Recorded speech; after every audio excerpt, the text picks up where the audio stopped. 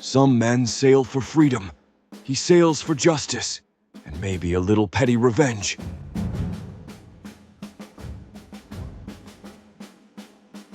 They call him the Admiral, but he ain't commanding no ships, just taking them down. From fake wise guys to clickbait captains, nobody outruns the Iron Fist.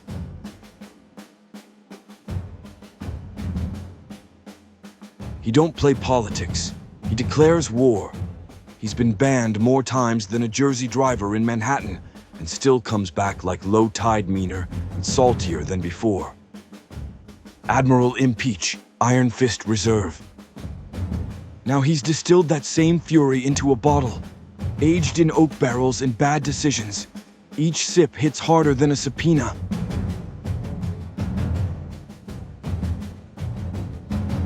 Justice ain't blind. She's just ducking me. One shot'll make you brave. Two'll make you bulletproof. 3, you'll start a YouTube war from your couch. Tagline on screen: Admiral Impeach, Iron Fist Reserve. Distilled for legends, bottled for revenge.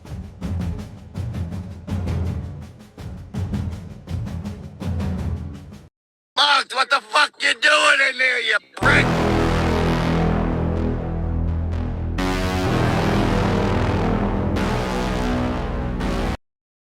The real Scarface, José Miguel Battle Sr., the Cuban Godfather of America. A Pizzaverse Mafia Studios. Written by Bambi Palermo.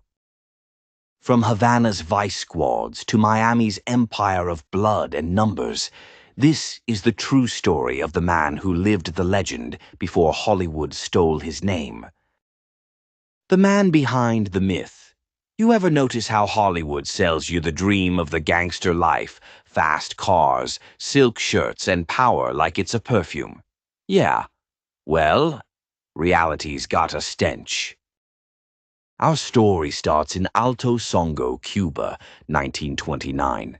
Havana was booming, mob money was flowing, and a kid named José Miguel Battle was learning how to survive. He wasn't born into luxury, he was born into a system. By the time he's a young man, he's a cop under Batista's regime, a lawman learning how to bend the law like it's copper wire. The streets, the casinos, the numbers, the payoffs. He sees it all. Then came Castro, and with him the revolution that flipped the whole island on its head. Battle, like a lot of Batista men, wasn't sticking around to see how long he'd live under the new boss. So he flees, joins the Bay of Pigs invasion, and when that operation tanks, he ends up in a Cuban prison, eating his pride and bread crusts for 2 years. That cell, that's where the fire lit. He swore the world owed him a debt, and when he hit American soil again, he wasn't looking for freedom. He was looking for revenge. From exile to entrepreneur of crime. He lands in Union City, New Jersey, early 60s. A new wave of Cuban exiles flooding in, lost, broke, angry. Perfect soil for something to grow. Battle starts small, running bolita, a street lottery game brought from Havana's back rooms. To the immigrants, it was hope. To him, it was capital. The numbers racket takes off like a bottle rocket. He keeps the books clean, the payoffs regular, and the cops looking the other way. Within a few years, he's got a network running from New Jersey to Miami, and he's paying tribute to the Italians who already owned the streets. But José's no soldier anymore. He's a CEO of sin. He builds a structure, a family, a corporation. Literally, he names it La Corporación.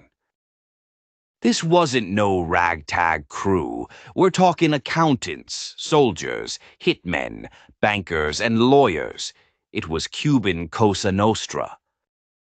He handled it like Wall Street meets Havana Vice, clean suits, silent guns, iron control. The word gets out, you don't cross El Padrino. And if you did, you didn't make it to breakfast. The Corporation era.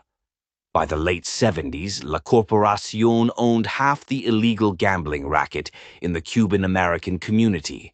They took bets in bodegas, laundromats, bars hell, even church parking lots. Every dollar fed the beast, money laundering, loan sharking, racketeering, even whispers of drug ties. He used his Bay of Pigs brothers as lieutenants' men who'd fought beside him, now earning beside him. Patriotism curdled into power. He wasn't just hustling, he was building a government of ghosts. He bribed cops, politicians, even judges. He bought condos for priests, scholarships for kids, all from dirty cash. People saw him as a Robin Hood, but behind that smile was the cold logic of a war general. You owed him, you paid, you talked, you vanished. A&E-style dramatization would show you smoke-filled rooms, Sinatra playing on the jukebox, Battle sitting there, cane in hand, saying, "Money moves faster than bullets, but sometimes you need both." And that's how he kept the peace. The storm coming. See, power's a funny thing. It don't like to share the spotlight. The Italian mafia took notice. The FBI took notice. Hell, even his own guys started getting greedy. By the 90s, feds had been tailing the man for decades. They called him untouchable. Then, one night in 2004, the dominoes fall. 20 indictments, murder, arson, racketeering, the works. Battle Sr. and Battle Jr., his son, both dragged out of their mansions. The feds say the old man made over $1.5 billion from illegal gambling. The streets that once whispered his name, now they screamed it. And the part that stings? He was betrayed by his own accountant. The books that made him rich became the noose that hung him. The end of El Padrino. 2006, the courtroom silent. The judge looks down, reads off a sentence. 20 years. Battle stands there, proud but broken. His empire's gone. His men flipped. His health's failing. He dies August 4th, 2007, in federal custody, 77 years old, heart failure. No grand finale, no hail of bullets. Just an old man in a cell, alone with the ghosts of Havana. His funeral? Quiet. Few showed. Those who did came looking over their shoulders. Because when a legend dies, so do the secrets he took with him. The real Scarface. Now, let me tell you something. Hollywood gave you Tony Montana, a coke-fueled cowboy with a death wish. But Battle? He was Scarface, just colder, older, smarter. Tony was chaos. Jose was control. Tony wanted the world. Jose built it, block by block. He proved you could run an empire in plain sight, under the nose of the law, by acting like a patriot and thinking like a killer. The world never knew his name, because the world wasn't supposed to. And that's how real gangsters prefer it. Moral of the story. You see, kids, life's got a funny way of testing ya. Battle thought he could cheat fate, play both sides of justice and sin. But the lesson here? Power built on fear collapses in silence. You might get rich, you might get famous. But sooner or later, the bill comes due. The only currency that lasts is respect, and that can't be bought. So if you're chasing glory, make sure it ain't at the cost of your soul. 'Cause once you sell that, there's no receipts and no refunds. The legacy of a ghost.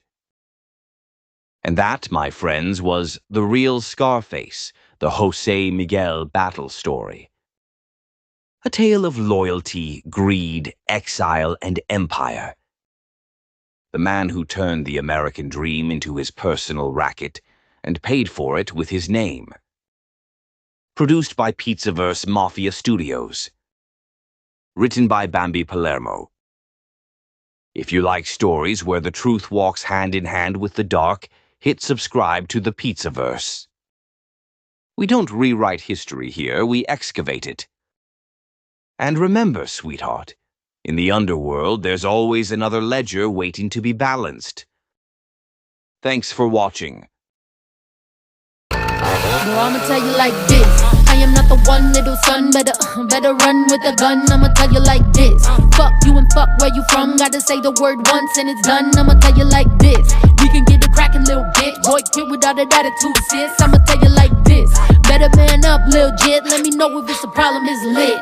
Still a big talk, cause I got the biggest follow through. I follow money, you tryna get hoes to follow you. I am mad at you. How you hung around me and your dumb ass never learned how to keep it G. God damn it, sickening. Hope you listening. Post how you the realest, but you know it's different. Say you got them dividends, talking about them Benjamins. I ain't even gonna violate and talk about what I learned, but keep my name out your bitch ass mouth. Sure, there's other ways you can get that clout. You can dick ride like you do behind the scenes, cause you be switching sides like you LGBT, but I know that boy's around. I know he gon' keep talking.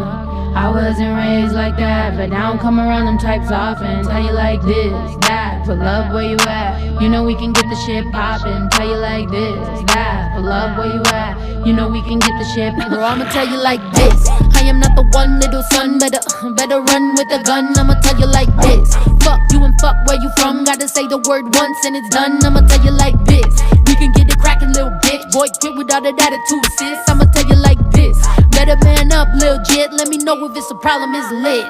I got a couple reasons, some of these dudes is turning to haters. I'm a motherfucking reminder how they can never make it. I'm up in this shit and I never needed no one. I'm a business bitch, you gotta pay me to show up. I got that energy, you know that energy, that BDE shit. That I don't really know why that bitch intimidate me shit. That you can't lease this wavy baby make you seasick. That killing you with everything I do, bitch, rest in pieces. You fucking buffoon, thinking you fucking with me. It's ironic, I'm a CEO and don't need company. Look, I'm up in these prices so dummies don't come to me. Asking me to give them verses and they wanna come for me. You a whole asshole if you a dude and hate bitches, but your eyes light up when a dude's name's mentioned. Bro, compliment a woman, then you tell him stop simping. Bro, you got vagina envy, tell your homie to stick the tip in. You sus in the comments, you sus in real life. Imagine making fake pages just to speak your own mind. God damn, that must suck, you hate yourself and know why. Seek help, little bitch, before you take your own life. Shit, bro, I'ma tell you like this. I am not the one, little son. Better run with a gun. I'ma tell you like this. Fuck you and fuck where you from. Gotta say the word once and it's done. I'ma tell you like this. We can get it crackin', little bitch. Boy, quit without an attitude, sis. I'ma tell you like this. Better man up, lil' jit. Let me know if it's a problem, it's lit.